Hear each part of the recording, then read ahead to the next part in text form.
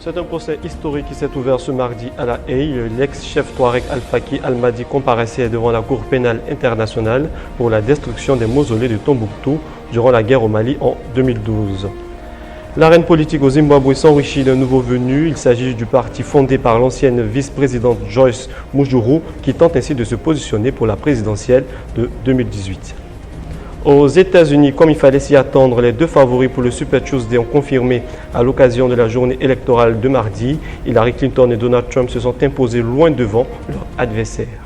Mesdames et messieurs, bienvenue à ce rendez-vous de l'information. Heureux de vous retrouver pour de nouvelles actualités. Je vous le disais en titre, il est le premier suspect à comparaître devant la Cour pénale internationale pour destruction d'édifices et de monuments historiques. Al-Faki Al-Mahdi, ancien chef de la rébellion Touareg au Mali, a été présenté au juge ce mardi pour crime de guerre du fait de sa participation présumée aux démolitions des mausolées de Tombouctou en 2012, classé au patrimoine mondial de l'UNESCO. Reportage. Un mausolée vieux de plusieurs centaines d'années réduit à l'état de ruine. En 2012, les extrémistes islamistes s'en prennent au patrimoine malien. Ils détruisent plus d'une douzaine de monuments comme celui-ci et brûlent nombre de manuscrits anciens. Au même moment, ils imposent la charia dans le nord du pays.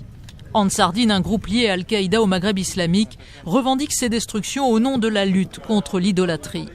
Mais aujourd'hui, pour la première fois, un homme peut être tenu responsable. Il pourrait être poursuivi pour crime de guerre. Les procureurs de la Cour pénale internationale accusent Ahmad Al-Faki Al-Mahdi, chef touareg présumé proche d'Al-Qaïda, d'avoir anéanti 9 mausolées soufis et une mosquée dans la vieille ville de Tombouctou.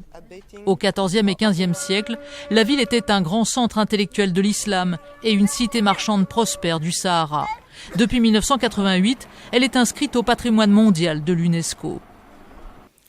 C'est la première fois que cette Cour peut défendre le patrimoine culturel d'une communauté, lui reconnaître sa véritable importance et contribuer à lutter contre le fléau qui le touche et qui est trop souvent le prélude aux pires exactions contre les populations.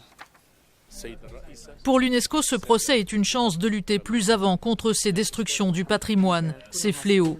L'organisation espère que d'autres procès se tiendront à la CPI. Ces dommages ne sont pas isolés. Ils ont déjà touché l'Afghanistan, la Libye, l'Irak et plus récemment Palmyre en Syrie, cible du groupe État islamique. Au Mali, l'opération militaire dirigée par les Français a permis de chasser en partie les groupes extrémistes des régions du Nord. L'ONU a de son côté restauré les 14 édifices de Tombouctou. L'ONU qui s'est engagée à protéger les trésors culturels du monde entier.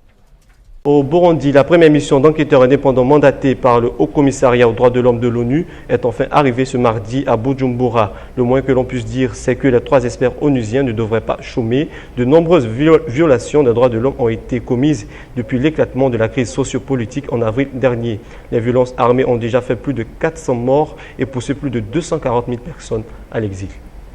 Au Zimbabwe à présent, un nouveau parti politique vient de voir le jour. L'initiative est de Joyce Mujuru, ancienne vice-présidente, qui entend défier ainsi l'actuel chef d'État Robert Mugabe à la présidentielle de 2018.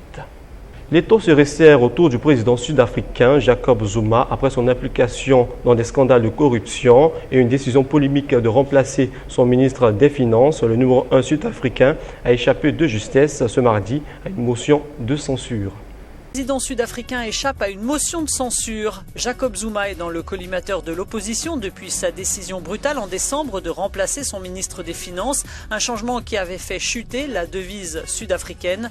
Le président est aussi empêtré dans un scandale de corruption, mais il résiste aux attaques. En Syrie, à présent, de nouvelles négociations sur la paix sont prévues pour le 9 mars prochain. C'est ce qu'a annoncé ce mardi l'émissaire de l'ONU, Staffan de Mistura. Les pourparlers prévus initialement pour reprendre le 7 mars ont finalement été repoussés pour des raisons logistiques, mais aussi pour vérifier que la trêve se prolonge. Dans le même temps, le président syrien et l'opposition s'accusent mutuellement de violer le cessez-le-feu. C'est une découverte pour le moins troublante qu'ont faite les services de renseignement américains. Un testament trouvé dans la maison de l'ex-chef d'Al-Qaïda au Pakistan, Oussama Ben Laden, tué en mai 2011, révèle l'existence au Soudan d'un montant de 29 millions de dollars destinés à financer le djihadisme. Oussama Ben Laden disposait de 29 millions de dollars au Soudan pour financer le djihad. C'est ce que révèlent ces documents, aujourd'hui déclassifiés. Les services de renseignement américains les publient donc après les avoir découverts dans la maison du chef d'Al-Qaïda. Oussama Ben Laden avait été tué dans l'attaque de son repère pakistanais ici, à Abbottabad, en mai 2011. Ces documents, dont certains ont déjà été révélés au grand public à la demande de Barack Obama qui invoque la transparence, sont cette fois un testament. Oussama Ben Laden y explique comment utiliser l'argent après sa mort, donnant des milliers de dollars à 2 de ses fidèles lieutenants et demandant à sa famille d'utiliser le reste pour mener la guerre sainte. Et au Japon, on travaille même après la retraite. Dans un pays où un quart de la population a dépassé le seuil de 65 ans, la question du travail des seniors est un enjeu économiquement crucial. Les principaux concernés ne semblent visiblement pas s'en inquiéter outre mesure. La retraite, il ne connaît pas, ou plutôt il n'aime pas ça. À 86 ans, Teruo Sugiura travaille encore 4 jours par semaine. Il répare des shoji, les portes coulissantes traditionnelles du Japon. Je ne sers à rien en restant chez moi à me tourner les pouces. Au moins, en travaillant ici, je prends du plaisir et je profite aussi de tout le monde. Des agences d'intérim pour seniors ont même vu le jour. Il faut dire que la main-d'œuvre ne manque pas. Avec un quart de la population au-dessus de 65 ans, le Japon détient le record mondial de la proportion de seniors. Et pour certains économistes, cette tendance est bénéfique. Increase in number of active workers. Augmenter le nombre de travailleurs actifs, c'est augmenter le nombre de consommateurs actifs, ce qui est donc un moteur de croissance économique, aussi bien en termes d'offres que de demandes.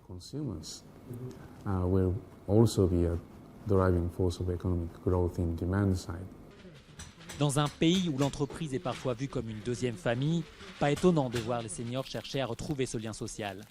Mais l'argent est évidemment une motivation également. Taeko Mishima a repris une activité depuis 7 ans.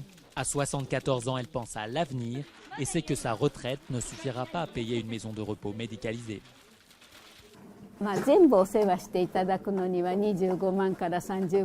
Ça coûte entre 2 000 et 2 500 € par mois pour une prise en charge globale, ce qui n'est pas du tout gérable avec ma seule retraite. Je mets donc de côté ce que je gagne ici, en prévision. Des prévisions, le gouvernement japonais en fait aussi. Pour prendre en compte la longévité des Japonais, il va reculer l'âge de la retraite à 62 ans en avril prochain, avec l'objectif de le passer à 65 ans d'ici 2025. C'est désormais officiel, la Corée du Nord ne siégera plus au Conseil des droits de l'homme de l'ONU. Ce mardi, le chef de la diplomatie onusienne a annoncé le retrait de Pyongyang de l'instance intergouvernementale pour protester contre les résolutions de cette instance onusienne qu'il juge discriminatoires. Les résolutions du Conseil des droits de l'homme de l'ONU ne plaisent pas à la Corée du Nord. Qu'à cela ne tienne, Pyongyang a décidé de quitter l'instance de Genève. L'année dernière, le régime totalitaire avait déjà menacé de claquer la porte. Mais cette fois, le ministre Ri Soo-young a été très clair. Toute résolution adoptée contre la République démocratique populaire de Corée lors de ces sessions ne sera rien d'autre qu'une preuve de la partialité et des doubles standards. Que ces résolutions soient votées ou non ne nous importe pas et nous ne serons jamais liés par elles. Les Nations Unies, qui s'apprêtent à prendre de nouvelles sanctions contre la Corée du Nord, doivent présenter le 14 mars un rapport dénonçant à nouveau la situation des droits de l'homme. Il y a 2 ans, une enquête avait fait état de crimes pouvant être considérés comme des crimes contre l'humanité dans le pays. Quelle protection pour les témoins des attentats de novembre en France? 3 mois après les attaques, la plupart d'entre eux affirment ne pas être suffisamment protégés. Une situation qui devrait trouver un début de résolution à travers le projet de loi actuellement à l'étude au Parlement. Quelques jours après les attentats du 13 novembre, une jeune femme a permis de retrouver Abdelhamid Abaoud à Saint-Denis. Grâce à elle, la police a localisé le cerveau présumé. Depuis son témoignage, elle vit cachée mais affirme ne pas être assez protégée. Voici ce qui pourrait changer avec le projet de loi. D'abord, l'identité du témoin sera préservée grâce à un procès à huis clos. Ensuite, il aura le droit avec sa famille de changer de nom et de déménager. Il pourra aussi bénéficier d'une protection policière. C'est une manière d'encourager le devoir citoyen qui est celui de témoigner dans le cadre de la commission d'une infraction. Aider quelqu'un à disparaître et à refaire sa vie, un sacré budget pour l'État, plusieurs dizaines, voire centaines de milliers d'euros. Mais il ne concernerait que quelques personnes par an. C'est une commission qui décidera d'attribuer ou non ce statut de témoin. Certaines personnes pourront en bénéficier et d'autres non.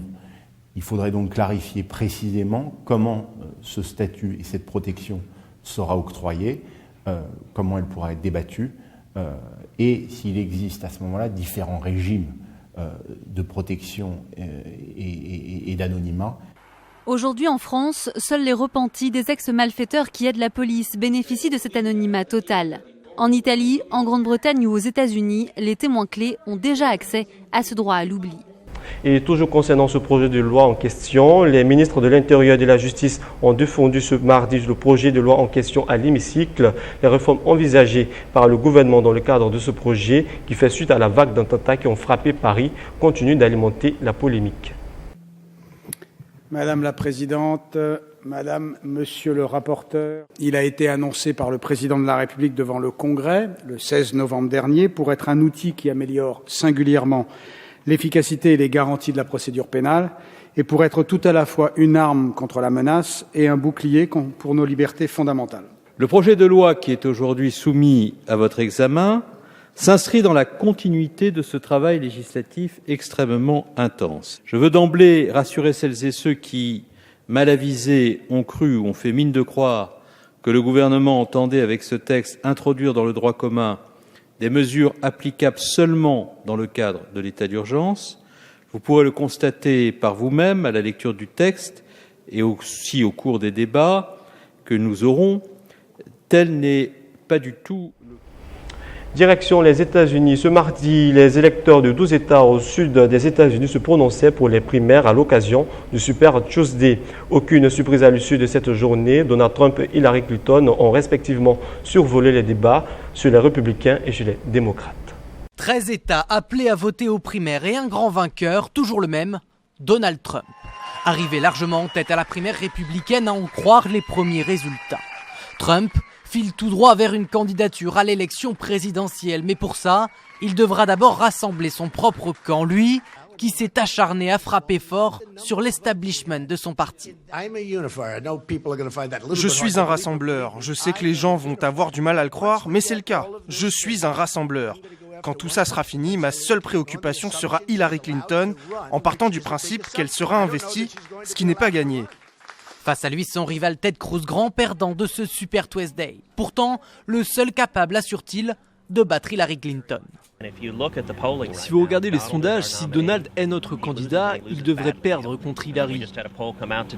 Les mêmes sondages qui montrent que je battrai Hillary. Côté démocrate, Hillary Clinton s'impose largement.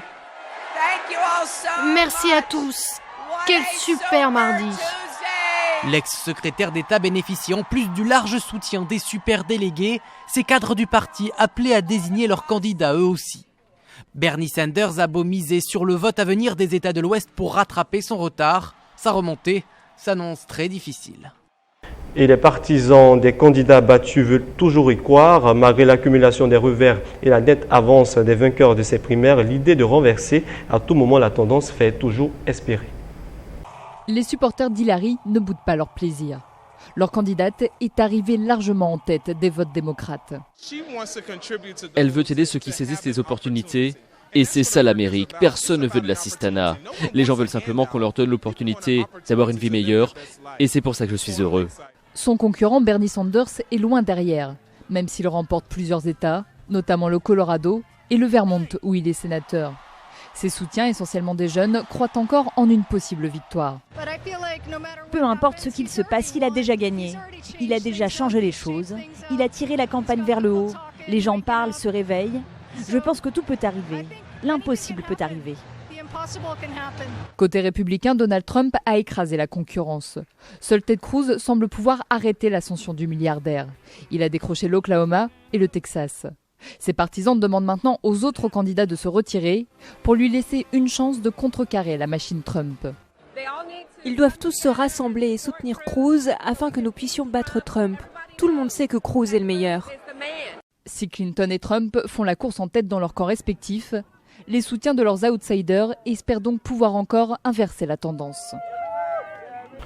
Direction l'Allemagne où un concert a eu lieu en faveur des réfugiés. Ce mardi, la prestigieuse Philharmonie de Berlin a accueilli un spectacle offert par 3 chefs d'orchestre émérites à quelques 2200 réfugiés, une initiative fortement appréciée des bénéficiaires.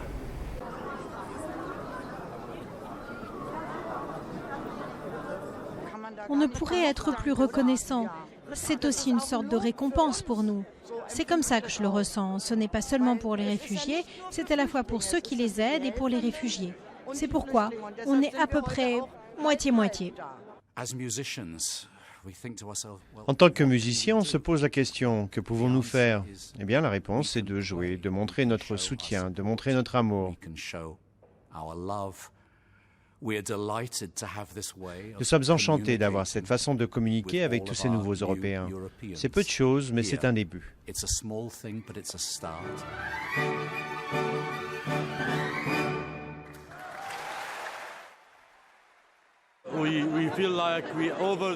On se sent comme sur un nuage là, juste avec la musique et oui, c'était vraiment fantastique.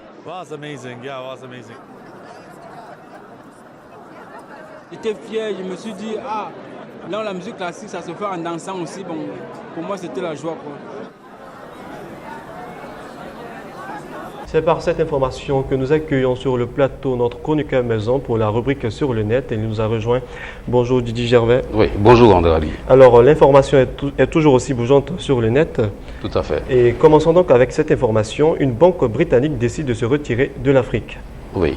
Alors, bonjour à tous, bonjour à toutes. L'information évolue d'heure en heure. Il suffit de se rendre sur les réseaux sociaux pour s'en rendre compte. Nous démarrons donc ce tour d'horizon en commençant par l'Afrique. L'Afrique où une banque britannique, André Abi vient de le dire, décide de se retirer de l'Afrique après des pertes enregistrées. La banque britannique Barclays décide de se retirer de l'Afrique en vendant sa participation de 62% dans sa filiale d'ici 2 ans après des pertes enregistrées ces 2 dernières années. Après avoir noté une perte nette d'environ 394 millions de livres sterling tout le long de l'année 2015 et 174 millions en 2014, le groupe a annoncé son retrait du continent noir pour se recentrer sur ses activités rentables au Royaume-Uni, ont fait savoir ses dirigeants, expliquant cette contre-performance par une très forte hausse des provisions liées au scandale de l'assurance crédit d'un montant total de 2,2 milliards de livres sterling, dont 1,45 milliard supplémentaires pour le seul 4e trimestre. De plus, la banque d'investissement qui a publié une perte trimestrielle de 146 millions de livres sterling à la suite des turbulences sur les marchés actions, annonce une réduction de plus de moitié du dividende en 2016 et 2017 par rapport à celui de 2015. Barclays a également fait savoir que l'enveloppe des bonus sera réduite de 10% à 1,67 milliard de livres. Issu en 2013 du rapprochement entre Absa, alors détenu à 55%, et ses autres succursales africaines, Botswana, Ghana, Kenya, Maurice, Ouganda, Seychelles, Tanzanie, Zambie, Barclays Africa Group représentait à fin septembre environ 11% des actifs pondérés du risque RWA hors actifs gérés en extinction du groupe britannique. Basé à Londres, au Royaume-Uni, Barclays a été fondé en 1896, rappelle-t-on. Et cette deuxième information qui nous parvient, l'Agence mondiale antidopage rappelle le Kenya à l'ordre dans le cadre des Jeux olympiques de Rio 2016. Effectivement, André Abi, l'Agence mondiale antidopage rappelle le Kenya à l'ordre. Pour rappel, le Kenya, aux prises avec un scandale de corruption et de dopage, doit se mettre en conformité avec les règles de l'Agence mondiale de dopage, AMA. D'ici au 5 avril, a indiqué mardi le président de l'AMA, Craig Reddy, au risque d'être privé de Jeux olympiques. Le Kenya est parfaitement au courant de ce qu'il doit faire. Il doit nous répondre a déclaré M. Rudy. Si le Kenya ne répond pas dans les délais, le comité de conformité de l'AMA se saisira de la question, a ajouté M. Rudy. Si le Kenya ne se conforme pas aux règles de l'AMA, ces athlètes pourraient être privés des Jeux olympiques de Rio, qui auront lieu du 5 au 21 août 2016. Le Kenya doit, d'ici au 5 avril, fournir à l'AMA des éléments concernant la mise en place d'une agence nationale antidopage. Plus de 40 athlètes kenyans ont été suspendus pour dopage au cours des 3 dernières années. Et pour le prix Nobel de la paix, le nombre de candidats explose. Oui, alors pour le prix Nobel de la paix, pour 2016, le nombre de candidats explose. Tout à fait. À Oslo, un nombre record de 376 candidats sont en liste cette année pour le Nobel de la paix, a annoncé mardi l'Institut Nobel, une liste secrète présumée contenir des personnalités aussi diverses que Donald Trump, oui lui-même, Edward Snowden et le pape. Le précédent record remontait à 2014, quand 278 noms avaient été proposés. Cela reflète le fait que l'on vit dans un monde où il y a beaucoup de conflits et où il y a aussi un certain nombre de processus qui vont dans un sens plus positif, a déclaré à l'AFP le directeur de l'Institut Nobel, Olav Njostal. Visiblement, tout cela a inspiré beaucoup de personnes à utiliser leur droit de proposer une candidature, a-t-il ajouté. Les candidatures se répartissent cette année entre 228 individus et 148 organisations, a précisé l'Institut Nobel. La vie ne vaut rien, mais rien ne vaut la vie. Aimez-vous davantage les uns les autres, car chaque jour est une vie. Merci à vous, Didier Gervais, pour toutes ces informations utiles à savoir. Et voilà, c'est sur cette information que nous refermons les pages de ce journal. Excellente suite de programmes sur les antennes de Source Africa TV. Dieu vous garde.